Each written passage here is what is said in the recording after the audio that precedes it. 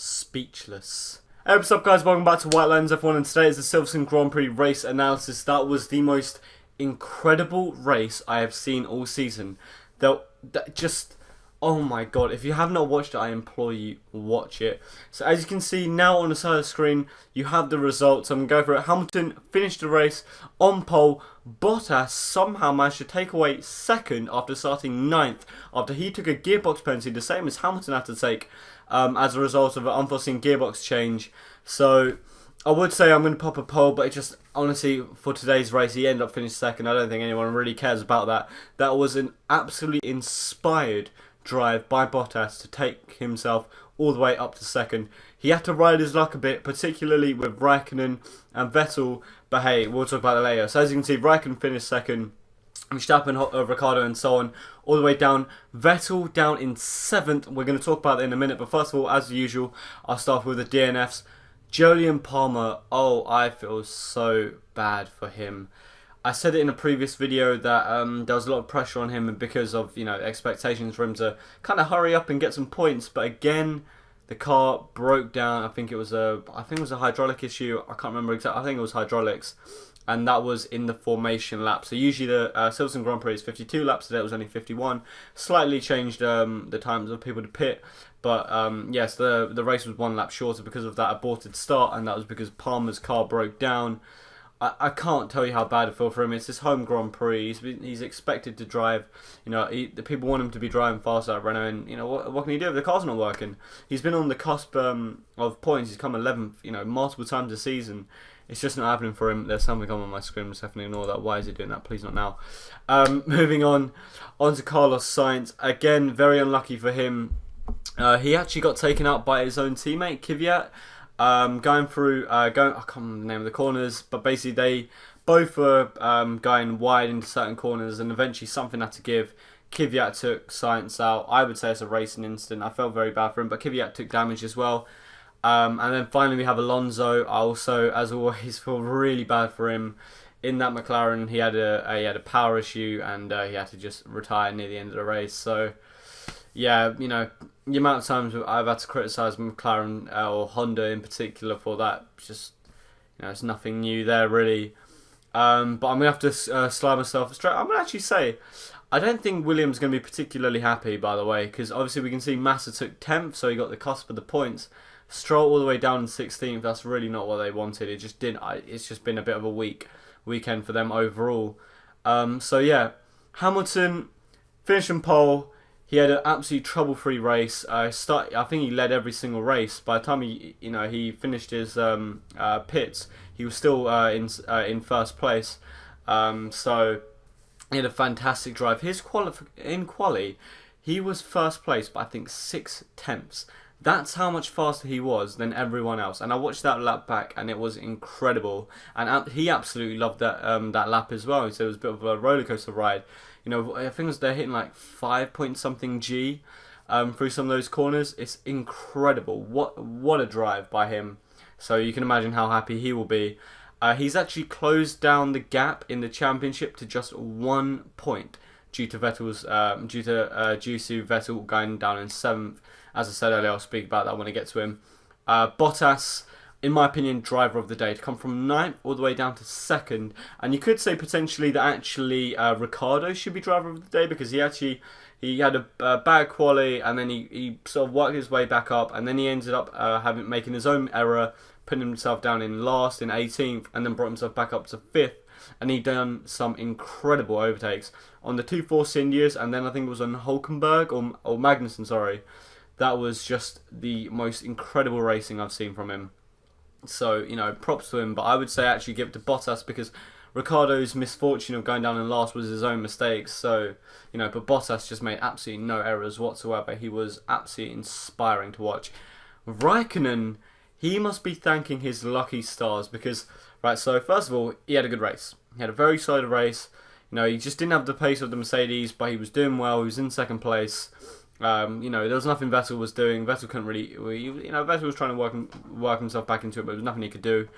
Raikkonen was going great. He's in 2nd place. He's got Bottas behind him. This is with about 2 laps remaining. And out of the blue, Raikkonen's, I think it was left front, gives way. he has a puncture, and he's now swearing, and he's saying, and it's Ferrari kind of did it to themselves. They tried to stretch the tires, and he had to pay the price for it. Those softs in the end just didn't have it. He just couldn't take them to the end, and that's actually exactly the same as what Vettel had, and that's why Vettel had a puncture on the last lap, or maybe it was the second to last lap. Vettel found himself in third because of Raikkonen, but then he had his own puncture, and it was just the most hectic end to a race you will ever see. It was absolutely incredible. And because of Vettel having his puncture, when Raikkonen had his puncture and pitted, because Vettel then had to go in afterwards, Raikkonen then found himself back up to third. Bottas was able to obviously walk past Raikkonen to take that second place. And Verstappen was feeling a little bit annoyed because when he had to pit at the end, because he was having some flat spots and he was having a lot of vibrations and issues and blistering. So tyres was a little bit of a talking point in this race, and it certainly will be because of what happened to the two Ferraris. He actually said they should have stayed out, but the reason they had to bring him in particular was because they were concerned that what was going to happen to him was what ended up happening to the two Ferraris. So when Verstappen said on the team radio, we shouldn't have pitted. He said, well, you saw what happened to the Ferraris, that could have happened to you. So, you know what, I don't think Verstappen can be upset, really. Obviously, at one stage, he was actually in third place, battling for second. But I think fourth place is, I think he'll take that very much. And Ricciardo, as I said, I think he'll certainly take that. For all the battling he had to do, he'll be very, very happy. Shout out to Hülkenberg. Fantastic drive. Absolutely fantastic. I'd say he didn't put a foot wrong this weekend. And again, he's showing the capabilities that he's got. I rate Hülkenberg so much. He's got so much. And I think if you put him in the right car, he's going to be getting you he's going to be getting you the podiums, and he's actually going to be going for those race wins. I think he's a talent that if he's in the right hands, that he can go very, very far. He's come in 6th place, and that's just absolutely fantastic. So, but Vettel he must be absolutely kicking himself and swearing. He's now got just a 1-point lead over Hamilton. And this championship has got very, very spicy indeed. Now, we're going on to 2 Force Indias here, 8th and 9th. And I tweeted out that I felt like I actually had to delete it because of a typo. It was a bit awkward. But I feel very bad for them 2 Force Indias because I can't help but feel that just like in Canada, Force India have shot themselves in the foot because they didn't manage their race. Because at one stage, I think it was Ocon was behind Magnussen. He was the faster car, but he just couldn't get past him. Perez was saying, "You need to let me past Ocon, and because then I can get past Magnussen." And they never did it because Force India, as you know, like to let their drivers just go out there and race. And in the end, it allowed Vettel to fly past and Ricciardo to fly past, and even though obviously they ended up ahead of Magnussen because Magnussen eventually had to pit because he hadn't pitted at that stage. I think they would have found themselves ahead of Vettel, and they would have had both their drivers ahead of him, especially after that puncture. So it's a bit one of those awkward situations of what do you really do if you're Force India, because tensions between the drivers are a little bit awkward, especially after Baku, and of course what happened in Canada where both of them were overtaken by Vettel and they should have had a lot more points. So what do? Do they continue to give their drivers freedom to race, or do they start managing it? Because they need to extend their lead over Williams, particularly in the constructors and so on. And I think they've got to slowly start to put the hammer down on those boys and say, look, we've got to start doing team orders to let our drivers overtake each other, because we've got to be getting those points. And at the moment, I just don't think it's working out for them. Van Dorn, 10th place, bit uneventful from him, if I'm honest. Magnussen, Van Dorn, sorry, I keep skipping one of them. Van Dorn in 11th, honestly, I think that's the best you'll get out of that. I think McLaren will be upset again, especially because it's their home race, but, considering how their season's going, then it's no surprise there. Grosjean is not going to be particularly happy. Of course, Magnussen came ahead of him, but I'm actually him because, Magnussen spent most of the race actually kind of just slowing the Force Indias down. Eventually had to pit. Again, uneventful further down. Grosjean's going to be very annoyed because he had a bit of an off. I can't remember who it was who kind of blocked him off. And so I feel very bad for him.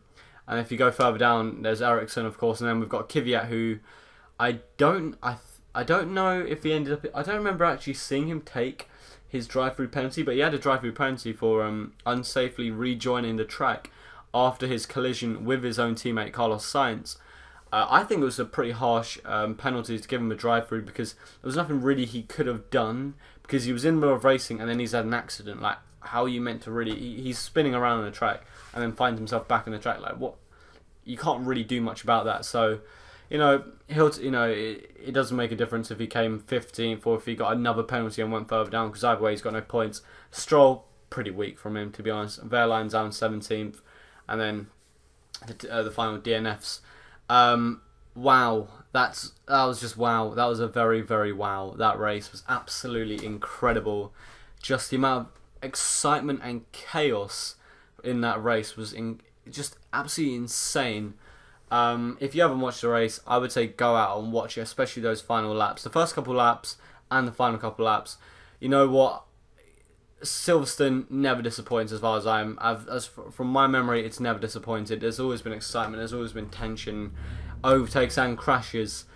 And again, we saw that this year, and it's another reason why we've got to keep Silverstone on the calendar. There was an interview Sky Sports had with I can't remember who it was, from Liberty Media, and he's saying they're doing their best and to work with the BRDC to make the final two after today, the final two remaining Grand Prix at Silverstone, as good as possible, whilst they try and make a deal. And they've just got to keep this deal. We can't lose this from the calendar. This was just too damn good. That's all I've got to say, really. And there may be another video I'll make following this regarding this race. But yeah, anyways, that's all I've got to say. Thank you so much for watching, guys. If you have enjoyed this video, leave a like. Be sure to subscribe. Comment below any suggestions, any discussions you want to make. Share this video, that'd be awesome. Subscribe to White Lions Football as well. Things are going really good there, and we did an awesome interview recently. And that's all. Thank you again for watching, and I'll see you guys on the next one.